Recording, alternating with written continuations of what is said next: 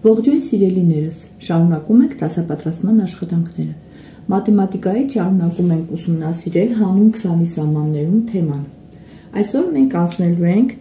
դաս 46-ը H82-ի առաջադրանքների շուրջ ենք աշխատելու։ Սկզբում կատարում ենք բանավոր առաջադրանքները։ Վերհիշում ենք թվերի կազմությունը։ Կարմիր ճուտիկը ցույց է տալիս 8-ի կազմությունը, 8-ը կազմված է 5-ից և 3-ից։ Կարող ենք նաև այստեղ գտնել էլ որն է 8-ի կազմությունը, նաև կապույտ ռոբոտն է ցույց տալիս 8-ի կազմությունը, 8-ը կազմված է 6-ից և 2-ից։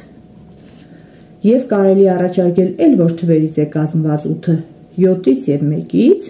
4-ից և 4-ից, կարելի է նաև այսպես։ Հաջորդը,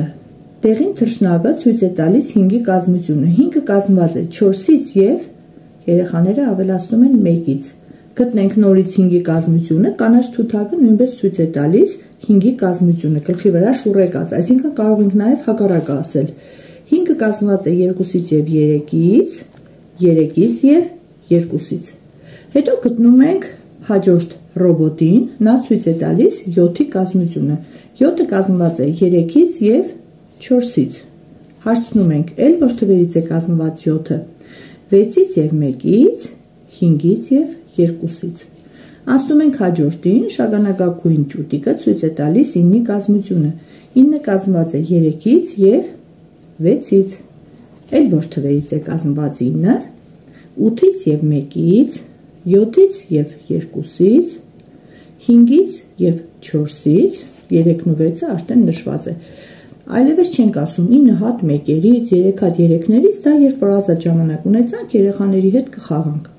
Եվ վերջինը նայում ենք մյուս տեղին ճուտիկին, նա ցույց է տալիս 6-ի կազմությունը։ 6-ը կազմված է 2-ից և 4-ից, 5-ից և 1-ից, 3-ից և 3-ից։ Երբ այս թվերի կազմությունը հիշեցինք, անցնում ենք հաջորդ բանավոր առաջադրանքներին, բայց նաև մտապահում ենք կազմությունը, որպեսզի հանումը նորից բացատրելու ժամանակ հեշտ լինի մեզ։ Առաջադրանք 4-ը։ Աստղանիշերը փոխարինել թվով այնպես, որ ստանանք ճշմարիտ գրություն։ Նայում ենք անհավասարություն, անհավասարություն, հավասարություն, անհավասարություն, անհավասարություն։ Վերհիշում ենք, որպեսզի երեխաները ամեն անգամ կրկնելով ավելի լավ ամրապնդեն գիտելիքները։ Գրում ենք այնպիսի մի թիվ, որը մեծ է 5-ից։ Հարցնում եմ, որ թիվը կարող է մեծ լինել 5-ից, որպես կանոն երեխաները սկզբում ասում են 6-ը, այսինքն ամենափոքր 5-ից մեծ թիվը։ Հետո հարցնում եմ, հետո ու շարունակում են 6, 7, 8 և այստեղ եզրակացություն ենք անում, որ 5-ից բարձր ցանկացած թիվ կարող է լինել այս գրության համար ճշմարիտ։ Հաջորդը պետք է գրենք այնպիսի թիվ, որը փոքր լինի 2-ից։ Երեխաներին հարցնում եմ, որ թվերն են փոքր 2-ից, սկզբում ասում են 1-ը, հարցնում եմ էլ չկա, ավելացնում են և 0-ն։ Այստեղ նաև դրական բառը կարելի օգտագործել, չնայած դեռ շատ շուտ է, բայց երբեմն խոսքի մեջ օգտագործելիս երեխաներին արդեն ավելի պարզ կլինի։ Երեխաներն ասում են, որ այդ թվերն են 0-ն և 1-ը։ Տվյալ գրության համար ճշմարիտ կլինեն 0-ն և 1-ը, երկուսից փոքր թվերը։ Նայում ենք, հավասարություն է, ինչ պիտի գրենք, 8-ին ինչն է հավասար։ Եթե միայն թիվ պիտի գրենք, 1 թիվ ենք գրելու 8-ը, իսկ եթե արտահայտություն գրենք, կարելի է գրել 8-ի կազմությունը։ Գտնում ենք այնպիսի թիվ, որը մեծ է 0-ից, այսինքն 0-ից մեծ ցանկացած թիվ կարելի է գրել 1, 2, 3 մինչև անսահմանություն։ Եվ ամենավերջինը գրում ենք այնպիսի թիվ, որը մեծ է 12-ից։ Երեխաները ասում են, որ ամենափոքրը 13-ն է և դրանից հետո յուրաքանչյուր հաջորդ թիվը կարելի է գրել 14, 15 և այսպես մինչև երեխաների իմացած բոլոր թվերը։ Առաջադրանք 5-ը կազմել խնդիր և լուծել յուրաքանչյուր արտահայտությանը համապատասխան։ Նայում ենք ակվարիումներին, երկու տարբեր ակվարիումներ կան։ Մեծ ակվարիումի մեջ կա 4 կարմիր ձկնիկ և 6 դեղին ձկնիկ։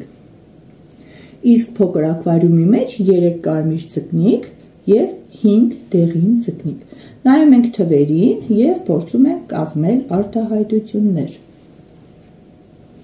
Առաջին ակվարիումում կա 4 կարմիր ձկնիկ և 6 դեղին ձկնիկ։ Այս խնդրի պահանջը ինչպես պիտի ձևակերպենք։ Ընդամենը քանի ձկնիկ կա մեծ ակվարիումում, այսինքն 4-ին գումարած 6 հավասար է 10-ի։ Որպեսզի մենք 6-ից հանենք 4, պիտի երեխաները համեմատեն դեղին եւ կարմիր ձկնիկների թվերը։ Դեղին ձկնիկները քանիսով են ավելի կարմիր ձկնիկներից կամ հակառակը, կարմիր ձկնիկները քանիսով են պակաս դեղին ձկնիկներից։ Հաջորդ օրինակը Աշտեն երկրորդ ակվարիումի վերաբերյալ կարելի է կազմել խնդիր։ Փոքրիկ ակվարիումում կա 5 դեղին ձկնիկ եւ 3 կարմիր ձկնիկ։ Ընդամենը քանի ձկնիկ կա փոքրիկ ակվարիումում, 5-ին գումարած 3 հավասար է 8-ի։ Որպեսզի համման գործողությունը կատարենք, նորից պիտի համեմատենք ակվարիումում ձկնիկների թիվը։ Դեղին ձկնիկները որքանով են ավել կարմիրներից կամ կարմիր ձկնիկները որքանով են պակաս դեղիններից։ Երբ համեմատում ենք երկու թվերը, երեխաները սովորել են, որ գտնում ենք տարբերությունը, իսկ տարբերություն բառը արդեն նշանակում է հանում։ Միշտ մեծ թվից հանում ենք փոքր թիվը։ Հաջորդ օրինակում տեսեք 10-ին գումարած 8։ Մեծ ակվարիումում կա 10 ձկնիկ, իսկ փոքր ակվարիումում կա 8 ձկնիկ։ Երկու ակվարիումներում միասին ընդամենը քանի ձկնիկ կա 10-ին գումարած 8 հավասար է 18 ձկնիկ։ Իսկ հանման վերաբերյալ խնդիր կազմելու համար պիտի ասենք առաջին ակվարիումում կա 10 ձկնիկ, երկրորդում 8։ Առաջին ակվարիումի ձկնիկները որքանով են շատ երկրորդ ակվարիումի ձկնիկներից կամ հակառակը, երկրորդ ակվարիումի ձկնիկները որքանով են քիչ առաջին ակվարիումի ձկնիկներից։ Այս դեպքում նորից համեմատում ենք եւ կատարում ենք հանման գործողություն։ Մեծ թվից հանում ենք փոքրը, 10-ից հանած 8 հավասար է 2 ձկնիկ։ Այժմ երեխաներին բացատրում ենք, նորից կրկնում ենք հանումը, երբ երկնիշ թվից հանում ենք միանիշ թիվ եւ ստանում ենք միանիշ թիվ, այս գրությունը թվի կազմությունը օգտագործելով կատարում ենք եւ վերհիշում ենք միանիշ թվերի կազմությունը։ Նայում ենք առաջին օրինակին 14-ից հանած 5։ Գրում ենք 14-ից հանած 5 հավասար է։ Մենք երեխաներին նախորդ դասին սովորեցրել էինք, որ պետք է 5-ը գրել իր կազմությամբ այնպես, որ ճյուղերից որևէ մեկին կազմությունը պարունակող թվերից որևէ մեկը լինի այնպիսի թիվ, որ նվազելուց հանենք այդ թիվը եւ ստանանք կլոր տասնյակ։ Ինչպես գումարման ժամանակ էինք կլոր տասնյակ ստանում, նույն ձևով հանման ժամանակ պիտի ստանանք կլոր տասնյակ։ Նայում ենք եւ ասում 14-ից ինչ պիտի հանենք, որ 10 ստանանք։ Երեխաներն ասում են 4։ 1 տասնյակ 4 միավորից հանում ենք 4 միավորը եւ ստանում ենք 1 տասնյակը։ Այստեղ մենք արդեն կլոր տասնյակը ստացել ենք։ 14-ից հանած 4 հավասար է 10-ը։ 10-ը արդեն ունենք։ Բայց այստեղ կիսատ էինք թողել, 5-ը կազմված է 4-ից եւ որքանից? 1-ից։ Ուրեմն այս 10-ից էլ պիտի հանենք 1-ը։ Կարող ենք գրել 14-ից հանած 5-ի փոխարեն գրում ենք նրա կազմությունը 4 եւ 1։ Այսինքն 14-ից սկզբում հանում ենք 4, հետո հանում ենք 1։ Հավասար է։ 14-ից 4 հանելը երեխաների համար բավականին հեշտ է, ստանում ենք 10-ը, իսկ 10-ից էլ հանած 1 հավասար է 9-ի։ Նույնը կատարում ենք հաջորդի ժամանակ։ 14-ից հանած 6 հավասար է։ Նորից 6 թիվը գրում ենք իր կազմությամբ այնպես, որ կլոր տասնյակ ստանանք։ Նայում ենք միավորին, այս թիվը հուշում է, թե առաջի ճյուղին ինչ ենք գրելու։ Եթե այստեղ 4 է, ուրեմն 6-ի կազմության մեջ առաջին ճյուղին գրում ենք 4։ 14-ից հանած 4 մենք արդեն ունենք տասնյակը եւ նայում ենք, որ 6-ն էլ կազմված է 4-ից եւ 2-ից։ Գրում ենք 14-ից հանած 6-ի փոխարեն գրում ենք 4 եւ հանած 2, այսինքն հանում ենք եւ 4-ը եւ 2-ը։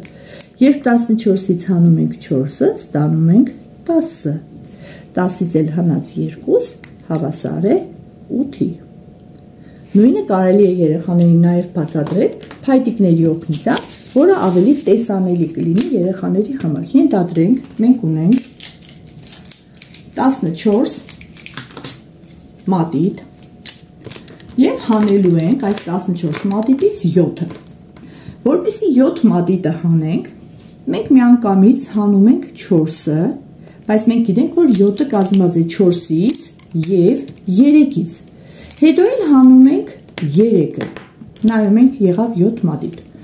14-ից հանեցինք 4, հանեցինք 3։ Երբ 14-ից հանեցինք 4-ը, ստացանք 10, 10-ից էլ հանեցինք 3-ը, ստացանք 7։ Երբ երեխաները ակնառու իրենց ձեռքով դիդակտիկ պարագաների միջոցով հաշվում են,